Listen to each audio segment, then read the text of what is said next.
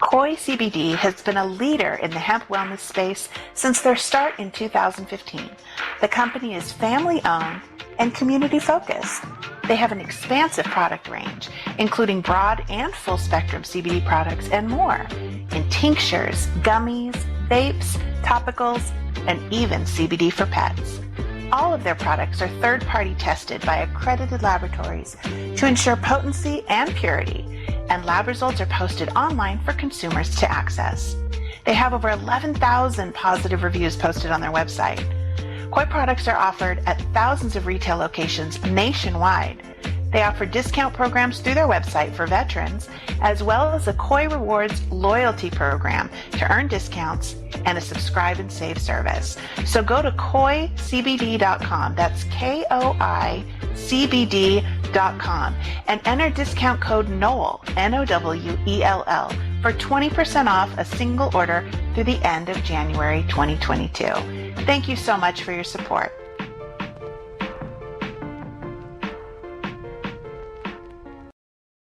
Hey guys, this is Jason DeVore with Authority Zero, and you're listening to Bradley's House Podcast. Nothing is impossible, but certain things are highly improbable. Don't think I'll meet your kind again, not in this lifetime.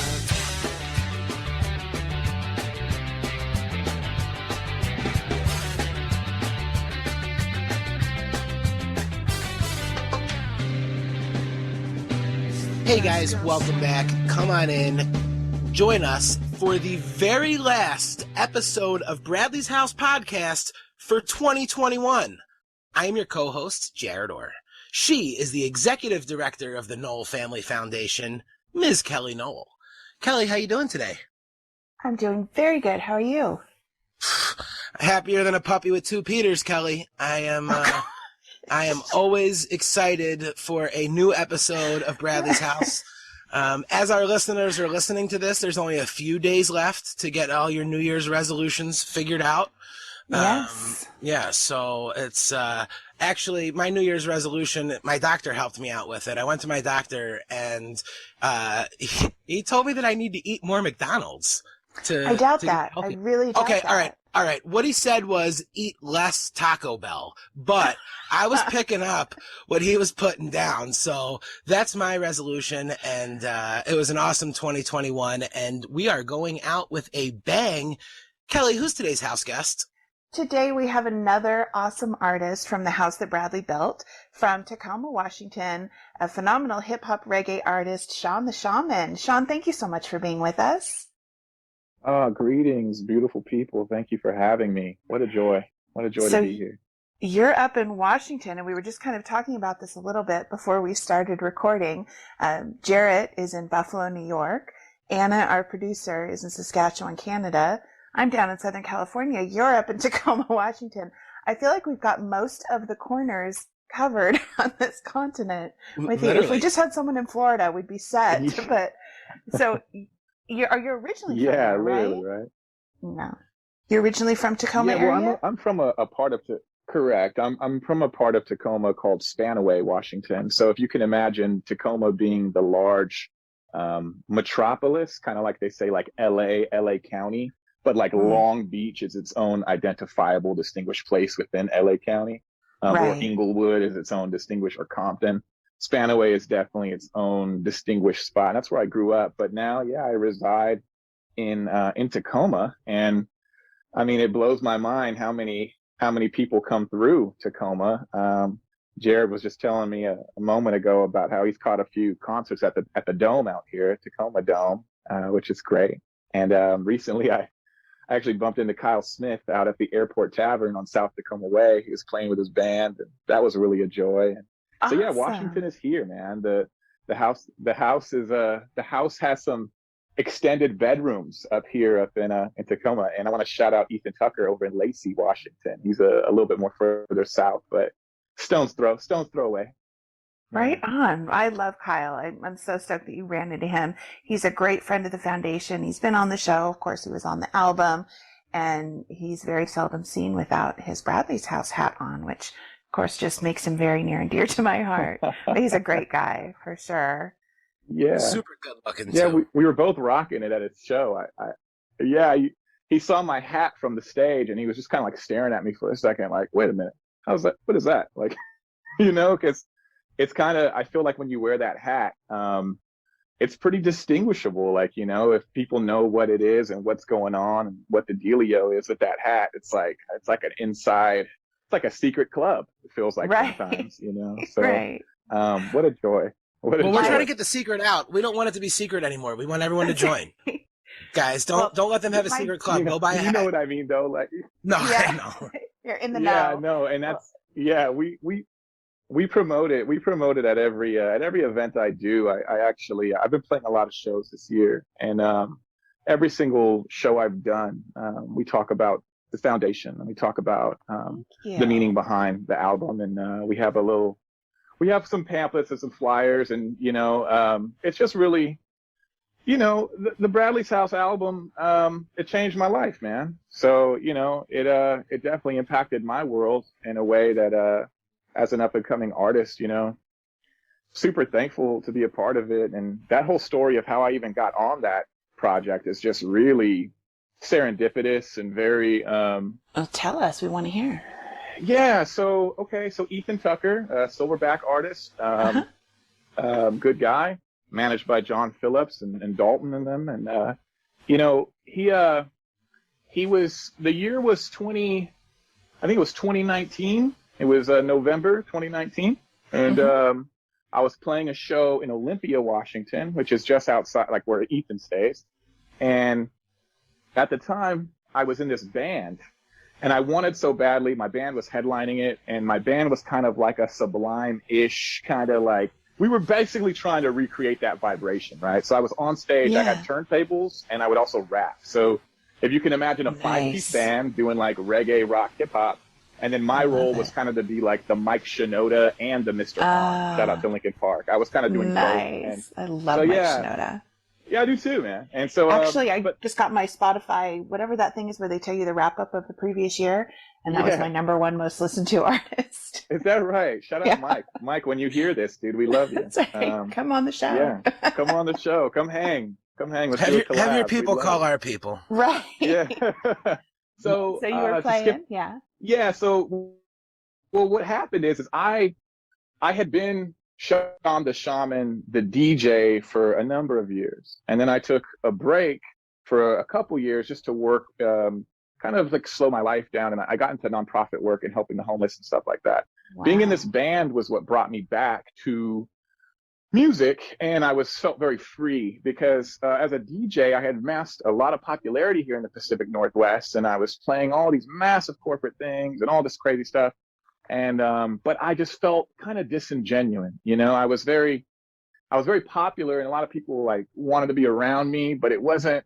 I learned over time that not everything was like really genuine. It's kind of like a lot of people just wanted to be close to like the hot thing at the time, and so it kind of messed me up a little bit, and I had to like step away, and that's why I went to this like humble life of like helping the homeless and stuff for a couple of years, because I just was fed up with like the nuance of like the Seattle world, and a lot of pretentiousness and a lot of stuff. So when I came back and I'm in this band, I'm like super stoked about this band because finally I'm playing the style of music I've always wanted to play since I was a little boy.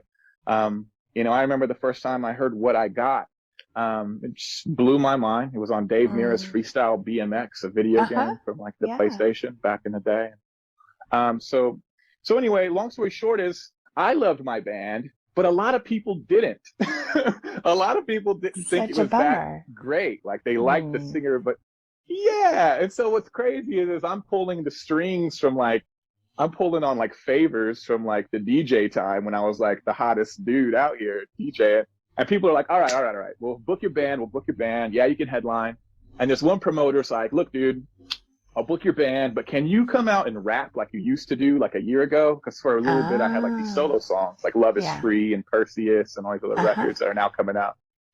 So I'm like, dude, I don't want to rap on my own. I just want to kind of hide in my band. I don't want to just be like Sean the Shaman. I'd rather just be a member of the band and just kind of play it humble. And he was like, Sean, listen, I love your band, but I'm telling you, people still talk about what you did with like your raps and stuff. So please, I'll pay you extra I'll give you a hotel suite. I'll give you unlimited bar. Like, he gave me all this stuff. It was an offer I couldn't refuse. And I was like, okay, I guess they're serious. They really want to hear me rap. So I get booked for 2 sets, right? So I've got to play on my own in the beginning of the night, and then my band headlines at the end of the night.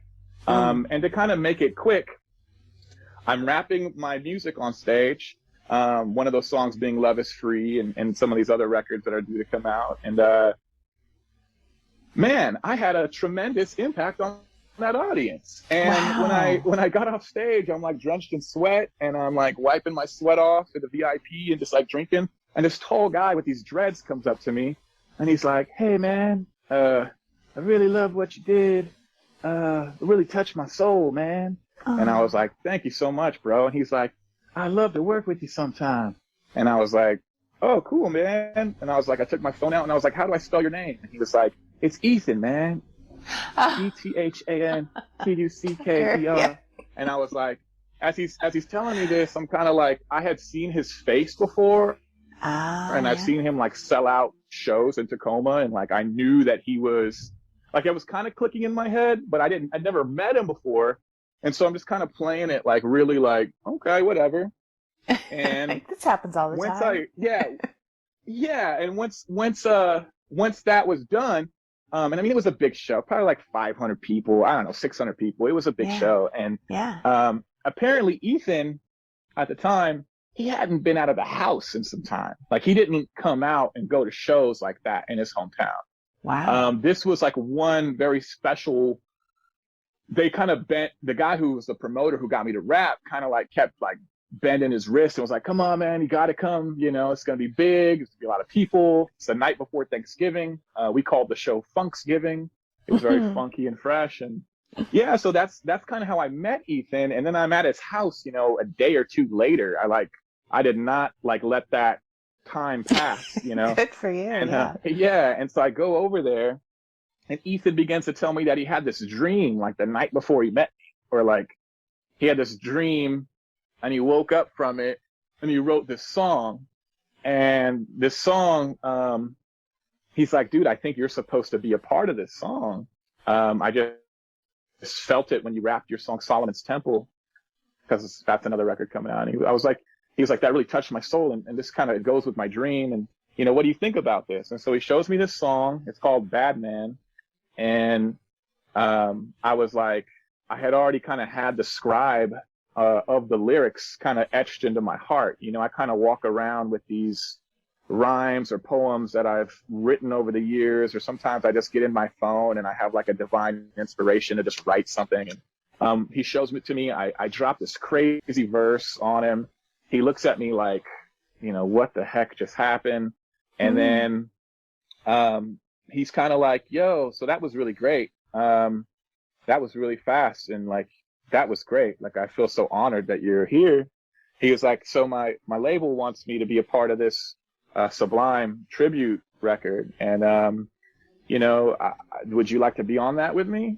And so it was just kind of like this building of musical, you know, I'm an unsigned, unmanaged, you know what I mean? Like, just kind of this guy who wasn't even gonna rap his songs, right? Who was like trying to blend in with this band. You know, the thing is, guys, I'll be straightforward with you. Why did I like that band so much or anything? Because I just always wanted to be in like Sublime. Like, I'll be honest with you. Like, I wanted to be able to cut samples and stuff in the chorus. And like, you know, when you listen to like Let's Go Get Stoned or whatever, and there's like, you know, Eazy-E, you know, there's like these little samples in between, and there's all this stuff, or Smoke Two Joints kind of opens up with a cool sample.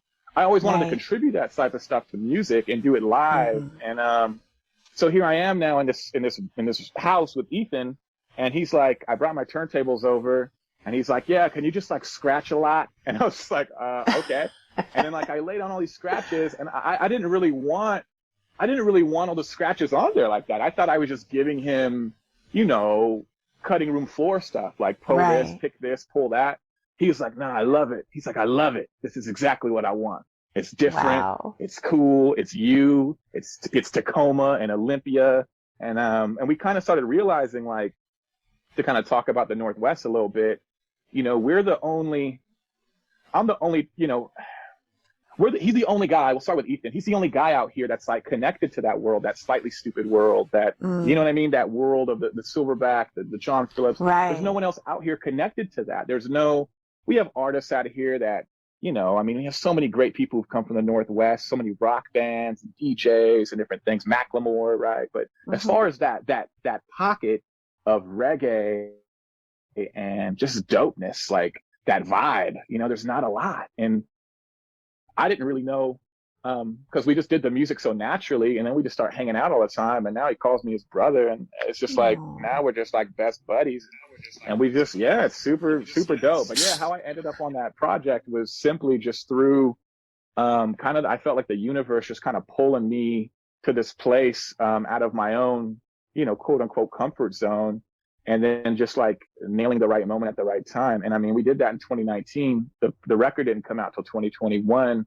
When it came out, you know, I flew down to Ocean Beach, San Diego. Ethan was down there at one of his managers' cribs, Dalton. And I just kind of felt the Ocean Beach vibe for the first time. And they're kind of driving me around, and I'm going to like Tribal Seed Studios. I'm kind of like around this world that I've kind of always wanted to be around.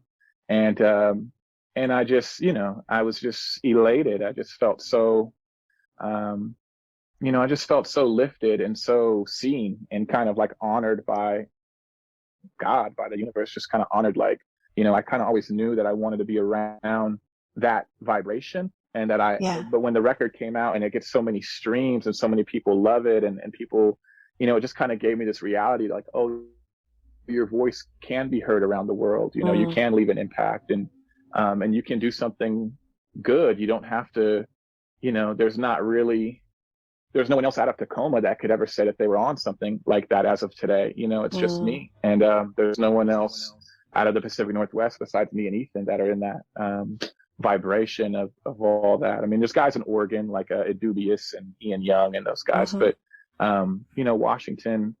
Anyway, don't say Oregon like that. I'm not hating on Oregon. I'm a Washington kid. I'm a Spanaway kid, you know.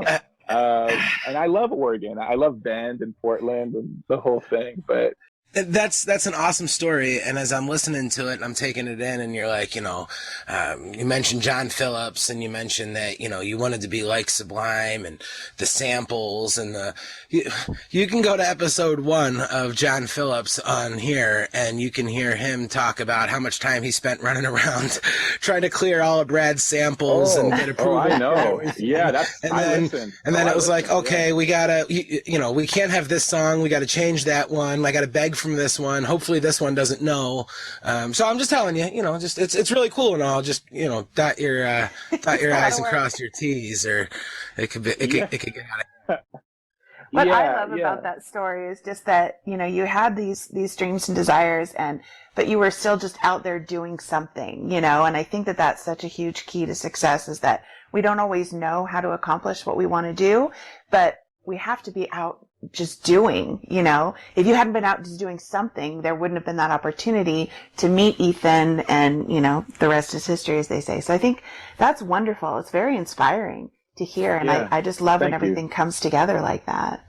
It was really special, and I have this massive tattoo on my chest of the Sublime Sun, you know, like it's from like the top, like the clavicle down to like the rib cage, from nipple to nipple. Like I have a full chest piece of Accordions to Freedom Sublime Sun. So he didn't know that when he asked me. Yeah, I got that when I was a paratrooper in the 82nd Airborne. I was 19 out in North Carolina, and just a wow boy. And I wanted to get.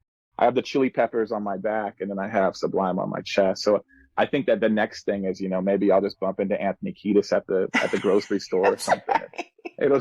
We'll just manifest it. I don't know. But, Seems like it has to happen. Yeah. So how did you end up in the military? Well, I mean, it's, you know, crazy question. So I'm from Spanaway, as I said before. And Spanaway has its own personality, especially at that time. I graduated in 2009. When I was involved in some really extracurricular activities through my youth that would result in like traumas and crime and some dramas and some stuff. And my best friend died when I was 15 in front of me, wow. in front of my school, actually. So right up the Sean, street I'm from my so house. So sorry. yeah, I went through a lot, the whole shaman idea is really like I've kind of walked the hot coals, right? And life will do that to you. But when I decided I wanted to kind of get out of Spanaway because, my friends are getting shot and I'm getting, things, it just was like, I had already been exposed to so much kind of like, I don't know, sadness and Yeah. violence and just different stuff. I knew that I was like a smart guy, but I didn't really apply myself in school. And so I knew I didn't want to like go to like some community college or just like stick around. I didn't really have a lot of money. I lived in a double wide mobile home most of my life. And we were just very, very, I felt like the military represented a way to leave and then also a way to maybe like contribute to like something more than like what I was contributing to. And like Spanaway sits by a base, a military base. So I just kind of felt I always had like this respect and kind of understanding of it. I decided to become a combat medic. That was my job, my MOS. And I decided to go airborne ranger, which is like kind of it's a little tougher path. And it was just really just a way to get out and get some money in my pocket and get the bonus and maybe have a little bit of an adventure. So when I graduated, which I almost didn't graduate, I mean, I had to do a lot of makeup work and because I kind of goofed off and stuff. Like I said, I was kind of after my buddy died, I mean, that was sophomore year, right before I started high school. So the next 3 years, just kind of, I'm looking for ways to cope or fill that whole situation out. So, I was a dope MC back then, though, for real. I was like freestyling the hallways, and I got my first set of turntables at like 15. They were cheap and crappy, but my mom, she did her best to hook me up with that. And my mom was actually a radio jock when I was like a little baby. That's what she did. So she was a radio DJ. And then her father was also a radio DJ. So I'm the third generation in DJing in my family. And That's I mean, I know it's kind of an illustrious tale. I know you didn't expect all this, but I didn't. I did. There's no way Sean the Shaman doesn't have a cool fucking story, right?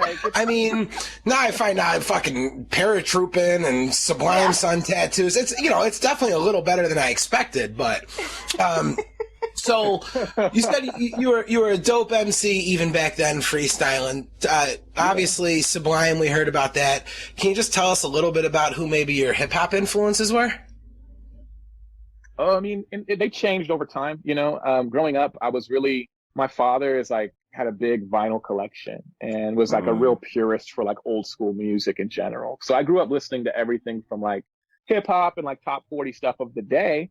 But all the way back to like Chuck Mangione and like, like crazy stuff like Parliament, Isaac Hayes, and just a lot of funk, a lot of soul, Fela Kuti, just like my dad's like a super world guy. But in hip hop growing up, it was old school hip hop. I really loved when I was young. I wanted to be like a break dancer and stuff. So like listening to Soul Sonic Force and stuff was really big to me. But as far as when I was in my youth, man, I was a gangbanger. So I listened to gangbang West Coast music, and that was kind of where my head was at. And when it got down to it, man, if they had a red bandana, The Game, Tech Nine, Lil Wayne, like I was pretty allegiant towards that. And Tech Nine was such a big impact to me in my teen years. I just really respected his style and what he did. But The Game was also really big to me. And Lloyd Banks, I kind of came up in that coming of age. I'm born in 91. I graduated in 09. So when 50 Cent came out, Eminem came out, these things, it was just so dominant. Like, I just loved all that stuff. But I was a fan of all types of music, bro. And Linkin Park, speaking of Mike Shinoda from earlier, Linkin Park was big to me. Limp Bizkit, Fred Durst was big to me. I loved how they kind of hybrid the genres together and did that. And Sublime, why they're so important to me. So I was so into gangster rap, you hear me? Like so into it that I didn't even touch bands or outside of that. Like I didn't really touch, anything. Like I didn't understand. I would meet kids that were more into like skateboarding and rocker. You know, back in my day, we'd be like, call them rockers. You know, those are the rocker kids. You know, and they liked rock music, and we just kind of had like this weird kind of divide of like what you were allowed to rock with or not rock with. And I think that just kind of in the environment that I was in my friend group, my immediate friend group, being so into just being bad, that we didn't want to do anything that was if it wasn't expressive about like violence or something, we really wasn't rocking with it, you know. Right. And so, but I had this time after Chris died, the following summer, I started hanging out with these like white skater kids, man. Like I just kind of wanted to feel, I liked their energy, to be honest with you. This kid named Josh Rhodes and Isaac Judge and Nick Blodgett, man, they're gonna be so happy when they hear me shouting them out on this. But yeah, these kids, you know, they just had a different vibe. Like I could go and smoke weed with them, and we weren't like smoking weed and planning to go rob someone. We were just like smoking weed, you know. When I got around them, they didn't care about how fresh your clothes were or your shoes or any of that. You know, you didn't need to impress nobody. It wasn't like this hip hop community and this kind of like more rugged urban community that I was used to being in. It was very free. And I wanted to have a favorite band. You know, all of them had favorite bands, whether it was the Misfits, whether it was, you know, whoever. Like they just had their favorite people. And I kind of felt excluded from that because I never embraced bands. I never embraced it. So I found myself kind of searching for this. I remember being on like YouTube or something, just kind of looking for something. And I really realized at that time that Nirvana, the Chili Peppers, and Sublime were just had kind of echoed throughout my lifetime. Like I'd heard different records from these people. And so those bands kind of stood out to me. And then Sublime, man, I heard Garden Grove. My homie put me on that record. And Garden Grove just blew my fucking mind. I was like, this sounds like Spanaway. Like, talking about stealing shit. Right. Fucking $5 at the door and fucking, I'm mad at my, you know, I don't want to get no, you know, it's you, the shit stuck under my shoe, the smell inside the van. I was actually rolling around in this nasty ass van that summer with these like sweaty stoner kids. Like, it just, Garden Grove really hit me in the fucking stomach, man. Way more than like the top 40 placement records of What I Got, Santeria and all that. Those are great songs, but man, Garden Grove still fucking hits me, man. Just because it felt like Spanaway. And so I knew at that point, like, yo, like, damn, how cool would it be to like, you know, be around, like, I wish that something came out of here that made people feel the way these guys are making me feel. Like, I wish that we could capture, you know, the element, or like, you know. And so them, and then the Chili Peppers were obviously just like so big to me, man. And I'm born March 11th, and so then I discovered 311, and that really blew my fucking mind that they were called 311. I was born March 11th, and I wanted to make this hybrid reggae hip hop shit. So yeah, man, I'll tell you, fucking shout out to those kids, man. They helped get me out of trouble and helped me make better decisions. And it's kind of a crazy thing, man, how life will take you on these journeys, and you know, you meet new people that expose you to something new, maybe challenge what you thought you knew about what you even like, and what you even want to be, especially at that coming of age adolescence time. Right. And, yeah, man, fucking shit has forever changed me. So when I got this tattoo of the Sublime shit, you know, like, bro, in those really depressing days in the military, because don't get it twisted, that was a pretty depressing lifestyle. Like in the 82nd Airborne, it's pretty fucking, it's not an easy go. Yeah, it's not an easy go. And, you know, it was that music, man, that I could just like, you know, we've all heard it before. Music makes the pain go away and all that shit. But like, for real, like, it took me back to Spanaway. It took me back to those happy summers. It took me back to, you know, just that vibe, man. It still does. And so yeah, you could see how, like, when I tell you it changed my fucking life to be on the album, I'm not playing with you. It really fucking changed my life. Like, it was That's really cool. Like, yeah. I love hearing that. Like a spirit thing. Yeah. And Kelly, I got to imagine, you know, hearing Sean talk about how he started getting more diverse with his friends and that got him into Sublime. Something tells me that your brother kept a pretty eclectic mix of people around. I imagine that he was also dipping into all of the different groups throughout his times. He did, and I think that definitely informs his music and is part of what makes it so relatable.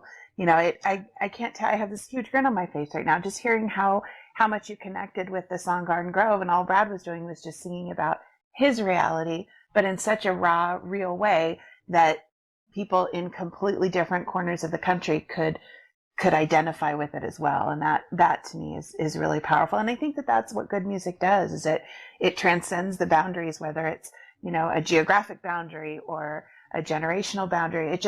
It transcends that and allows people from every walk of life to really find something that they can connect with. And it's that ultimate connection, that thing that kind of brings us all together. And so without even knowing each other, we know we have this common bond because of the music. I think that's so powerful. And it's something I think that a lot of people don't give enough credit to music for, but it is a way to get, your thoughts and emotions out. But when you can connect with other people too, you just realize that it's so much more than just about you, Truly. And the other thing I want to mention is I'm getting introduced to that record. It's 2007. That record was probably written in 90 something, right? So right. It's time, what I mean? Wow. It's boundless. Yeah. It's boundless in time. And, you think I'm just a toddler at the time when that thing drops, or I'm just a little tiny, just a 95, little you were kid. 4. Well, Yeah, when he 4 wrote years old. it came out in 96, but I got no 2 front teeth, right? I'm down there. I'm over there, barely writing my letters and whatnot. I don't know, 5, 6 years old, right? Yeah. Watching Power Rangers or whatever. Right. And yeah. And then years later, it would act as the medicine, right? To me, Wow. right? And so, yeah, it's a special thing, man. I got to be real with you. It's really gnarly. And sometimes, throughout my own life's journey now, I'm 30 years old now. And I feel like, I ran into this cat. So I was in Hawaii back in April, and I played a show in Honolulu. This band heard me on the Bradley's House record, and they wanted to work with me after that. Wow. And so I flew out there, and we shot a video. It's called Shit Talk. It's with this band called The Shore Break. Great guys. Some real surfer dudes from the North Shore, wild dudes. And yeah, I'm on the beach, we're filming, and then we see this dude. And anyway, long story short, he's a part of this group called Flatbush Zombies. His name's Juice, and they're kind of a big group out of New York, kind of like ASAP, Rocky, and kind of like on this bigger echelon of hip hop. And he ends up kind of hanging with me a little bit. We kind of hit it off, and I was like, "So man, how long you been in music?" And he's like, "Man, can you believe it?" He's like, "I've been in it 10 years. He's like, "I'm 30 years old, man." And I was like, "Bro, I'm 30 years old and I'm really just getting started." Wow. And he was like, "Well, you know that everyone has their time. You're the shaman. You already know that." But it was like this thing where, once again, the universe kind of put me in this sphere of someone who had accomplished a lot already, or has a lot in terms of commercial success and fandom and all this other kind of the metrics that they measure kind of the thing in, the market space of it all. And for us to just be there on the same beach on the same day in this secluded part of the North Shore of Oahu, it's like how rare. There was no one else on the beach. It's so rare. And it's just kind of one of them things, man, where I just kind of feel like I don't really know what's to come, you guys, but I do know that I feel kind of divinely gifted. I feel more like a ventriloquist dummy sometimes, just getting the records kind of handed to me from above somewhere, maybe somewhere else, kind of just gives them to me. Like I said, when Ethan had me over at the house, I didn't even have to really write anything. I just had stuff on me. I don't know really what's to come, what's next, but I do know that, hey man, my job here is probably just to continue to try to stay pure and real and at least, like you said, show up, because there was a long time. And I think a lot of artists deal with that where, they don't really, there's a lot going on. This is the days of social media and the days of, so much kind of a pressure cooker sometimes to have to fulfill every single slot of marketing and presence. And, it's hard to just be an artist. Right. And so for those who can find, the balance, right? The personal life balance, and it's tough, man. There's a lot going on. The world's a crazy place. I'm happy that, your brother made the records he made when he made them. Had he had been born later and been my age and had to deal with all this Facebook, Instagram, TikTok algorithm stuff, would it have been the same? You know, like would it have been most likely? I don't know. We have no answer for that. But man, it's crazy. So I just want to continue doing the right thing. And I dropped a record called Love Is Free. It's my first solo song. I dropped it last month and did a video for it. And, I didn't feel like it wasn't even what I initially wanted to drop at first. You know, I had other songs I wanted to put out, but I felt like, you know what, if I'm going to do anything, let me just lead with love. You know, I have a lot to say and a lot of stories to tell, cathartic healing through my music kind of stuff. But, you know, let me just lead with love and like, let's hope for the best with that. And I'll come on the back end with everything else, you know? Yeah, that's a great start. I think with everything that you've been through and the way that you've responded in, you know, such a positive way, it's really timely. You know, we all have different things that we go through and a different time in history, you know, and so you talk about if Sublime had been trying to do what they did then now, but I think they were for then and you're for now, you know, and I think that's what you have to remember is that you're here at this time for a reason with something to say because other people need to hear it. And so I'm glad you're out there doing it. Thank you. I'm happy to be here. Yeah. Well, thank you so much for coming on the show. It was really nice talking with you, getting to know you. You had told me right from the start when you reached out on Instagram, I think it was, how being on the album had changed your life. And I thought, well, what a nice thing to say, but it never, I couldn't really, I don't know. I just was like, in what way? How did it change your life? And so getting to hear the story after all this time is really special for me. And like I said, I just have this huge grin. I'm so stoked that Brad's music touched you. I'm so stoked that that led to you being on the album, you know, which has done so much for the foundation and will help us get Bradley's House open. So you've been a big part of that. And from my family to you, thank you so much. Thank you guys, man. Thank you so much for having me on the show today. And I think what you're doing is super awesome. You know, turning the situation into like a way of helping others. It's like, that's pretty amazing. And that's pretty amazing. I've heard stories, you know, out of John's mouth or out of whoever's mouth about like the adventures and, you know, but to be here and to kind of see like it all coming to fruition is really dope. Are you guys going to be down there in February in California at all? At the Yes, Cali we're going to have we'll have a booth. Yeah, we're going to have a booth at Cali Vibes and we're working on doing a show right around that time too, either a pre-party or an after party. We're working on it right now. In fact, John is helping us out. John is actually the newest member of the board of directors for the foundation. So we're super stoked to have him on board and helping us out. And of course, he's, you know, such a special person, has been a big part of our family for a long time. But yeah, we're excited. We're excited about the things we're doing. And, you know, honestly, I think we all go through shit in our lives. And I think if we can turn that around into something positive for someone else, then, you know, we can't stop the shit from happening, but if we can turn it into something good, then I think we've won in that respect. So that's the best we're trying to do. So tell us what you have coming up. So you just had the album that came out. Was that an album? Yeah, well, it was just a single. I have a single out. Dropping another single called Tsunami coming up in January. I have shows. Where can we find them? Well, you can find Love Is Free. So you go to on Spotify or on like my music video. If you haven't checked that out, I really would love you to see the video on YouTube. Sean The Shaman, Love Is Free. Okay. We'll put the link in the description. Yeah, for sure. Yeah, please do check it out. It's very Tacoma centric, very diverse.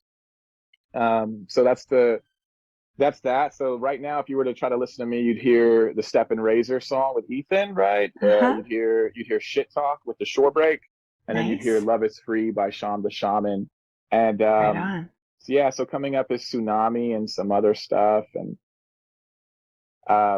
yeah, there's a lot of shows. I played a lot of shows this year, guys. Like I have my act is basically you know, me rapping and kind of singing, but I have a turntablist behind me cutting and doing different stuff. And then we actually have an esoteric percussionist. So someone out there with the bongos and a handpan, and it's very shamanistic. Yeah, I'm kind of like right now, if I was to tell you, Jarett, like Most Def is probably like one of my bigger influences as a grown man, like Most Def and guys like that. Yeah, so a lot of people compare my style to like if Cypress Hill and Most Def and like Sublime all got together, like that's probably what it would be like. I love Most Def. He's one of the best to do it. That's kind of my vibe. Yeah, he's blown my mind 1,000 times, and I hope to meet him one day, Yassine Bey, and maybe make something with him. So we have that. I'll be at Cali Vibes Fest as a Awesome. part of Ethan's set to do Steppin Razor, and we'll also do the Badman song. And I think we're actually hitting the Great. studio while we're in LA to actually record Badman together. So Stop by the go booth ahead. at Kelly Vibes. We'll freestyle battle.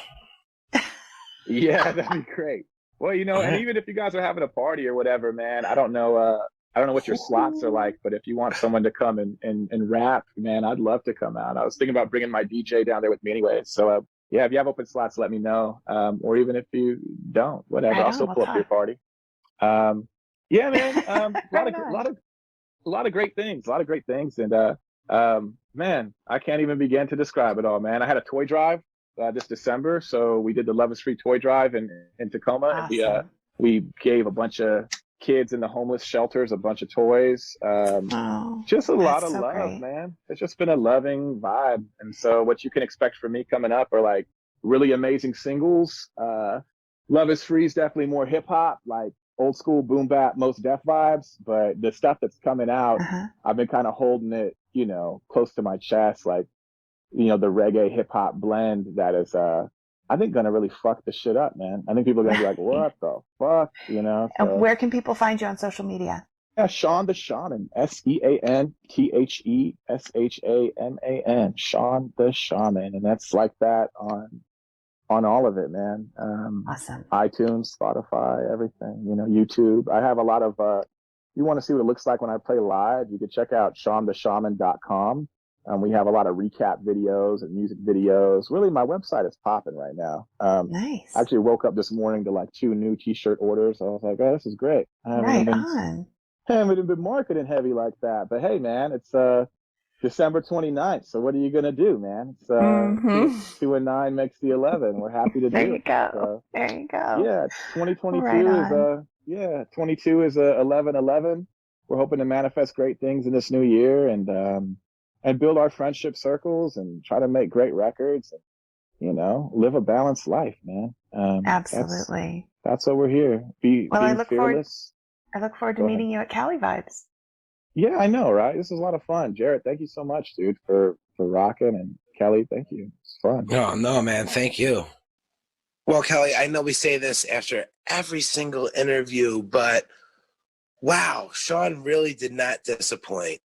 What an amazing story he has, and just a lot of positive energy and a lot of fun.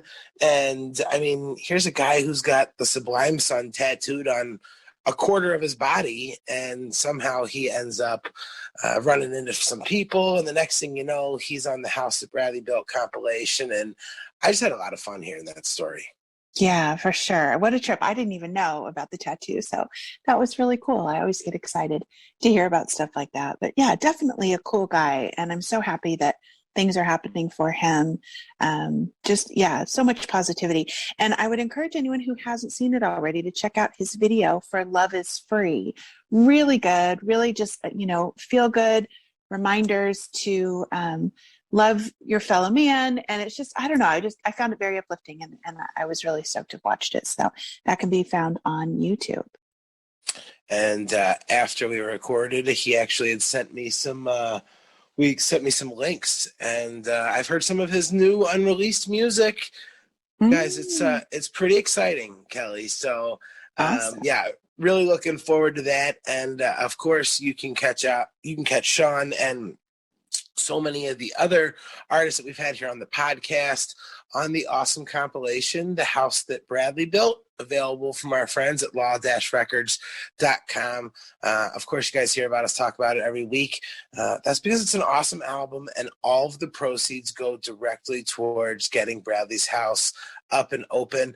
That thing, that's been out almost a year now, right, Kelly? We're coming up on the anniversary. Well, the original's been out longer than a year.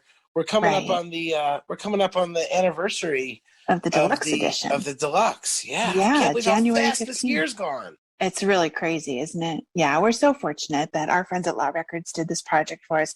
We've received over $70,000 directly to the foundation for that. So that's been a game changer for us big time. And we are so grateful to Paul Milbury, Sod Williams, and everybody at Law Records who made that happen. All the artists that donated their performances and the recordings. It's really been a lot of fun and allowed us to connect with the music community in a completely different way. So I'm really thankful. Absolutely. So you guys make sure you check out the compilation album. Of course, we are doing this podcast in an effort to gain some exposure so everybody can find out a little bit about the Knoll Family Foundation. And there's a million ways that you guys can help. Anna's going to go ahead and put the link tree in the description of the show. That'll get you to all things Knoll Family Foundation.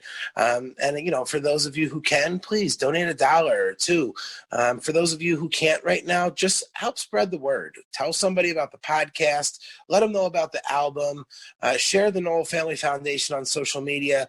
All of those things really go a long way in helping getting this thing out there. It takes a village, guys. So it's going to take all of us to get this thing up and going. And I know that we get a little bit closer every single day. So it's knollfamilyfoundation.org. Kelly, I know that there's some new merch that we've talked about a little bit up there. There's some awesome new pins, those really cool new socks from Merge 4. Am I forgetting anything? I think that's it. We have some new stuff that'll be posted next month in January. And I would also like to take this opportunity to thank everybody who's made some year-end donations. You know, as the year comes to a close, people start thinking about their tax deductions and, you know, how they can maximize that. And a lot of people make charitable donations at the end of the year. And we just feel so grateful for the people who have chosen to make those to the Knoll Family Foundation to help support Bradley's House. So thank you all. Yeah, guys, let us help you. Let us be a tax shelter for you. Just go ahead and funnel that money right into the Knoll Family Foundation for the end of the year and get that tax write-off that you guys are looking for. Kelly's got what you need for those year-end donations. All right, so no, it has really been amazing for this year. I'm super excited for the upcoming year. I know we've got some big guests lined up, some big shows, some big events. Cali Vibes, it's coming up. It's coming fast, Cali Vibes. I know that you are super excited about this, and I see so many people posting. There's people coming from all over the country for Cali Vibes. Yeah, it's going to be a huge weekend. I'm really excited about it. And of course, Sean will be there performing with Ethan Tucker, and hopefully we'll get to see them perform their cover of Steppin' Razor live. Yeah, I challenged them to a rap battle at the booth. So I think that's going to go down. That's worth the price of admission right there. Absolutely. Well, Kelly, every single week we like to leave our listeners with a song, usually one from the compilation. You just mentioned it. This is one of my favorites from the album. Kelly, what's everyone listening to as they leave us this week? It's Ethan Tucker's cover of Steppin' Razor featuring our friend Sean The Shaman.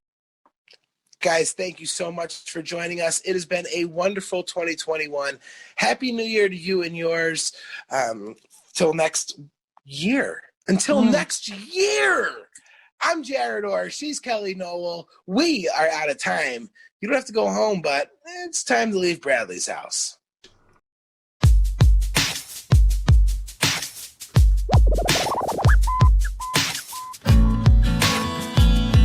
I'm dangerous.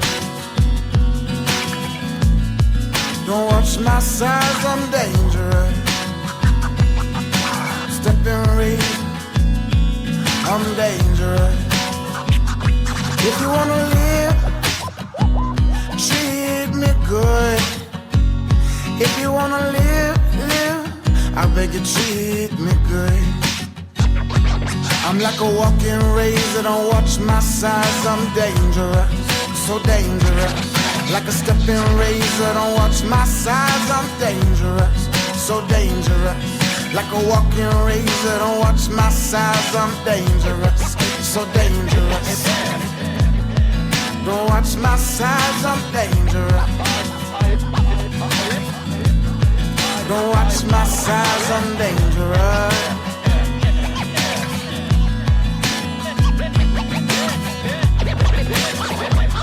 If you wanna live, treat me good.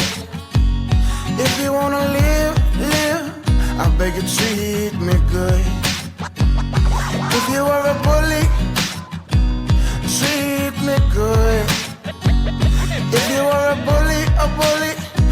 beg you treat me good. I'm like a walking razor, don't watch my size, I'm dangerous, so dangerous. Like a stepping razor, don't watch my size, I'm dangerous, so dangerous. Walking razor, don't watch my size, I'm dangerous, so dangerous.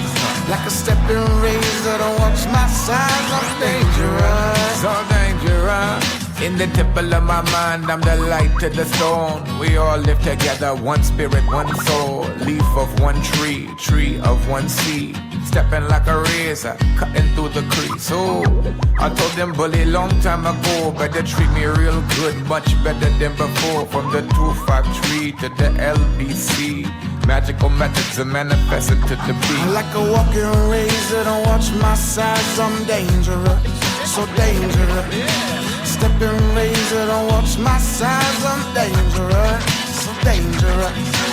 Walking razor, don't watch my size, I'm dangerous, so dangerous. Like a walking razor, don't watch my size, I'm dangerous. If you wanna live, treat me good. If you wanna live, yeah, I beg you treat me good. If you are a bully, treat me good.